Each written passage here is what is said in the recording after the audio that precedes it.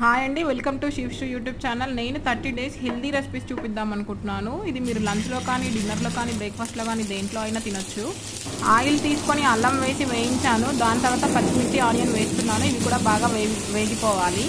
సన్నగా చాప్ చేసిన క్యాప్సికమ్ వేసాను, సాల్ట్ వేసాను.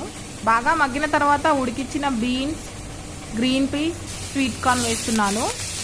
వీటిని బాగా మగ్గించుకోవాలి. దాని తర్వాత ఫ్రెష్గా చాప్ చేసుకున్న కొరియాండర్ వేస్తున్నాను. ఇప్పుడు ఇందులోనే హాఫ్ చెక్క నిమ్మరసం పిండుకోవాలి. దాని తర్వాత మిరియాలను రోస్ట్ చేసి గ్రైండ్ చేసిన పౌడర్ వేస్తున్నాను. అంతే, ఎంతో రుచిగా ఉండే మిక్స్డ్ వెజిటబుల్ కర్రీ అనుకోవచ్చు మీరు. నేను ఇక్కడ రెడ్ రైస్ దోశ ప్రిపేర్ చేస్తున్నాను. దానికోసం ముందుగానే బియ్యం, మినపప్పు నానబెట్టుకొని పిండి రెడీ చేసి పెట్టుకున్నాను. ఇప్పుడు రెడ్ రైస్ దోశ వేస్తున్నాను. పెనం పెట్టుకొని కొంచెం వాటర్ వేసేసి దాని తర్వాత ఇలా దోశ వేస్తే బాగా వస్తుంది.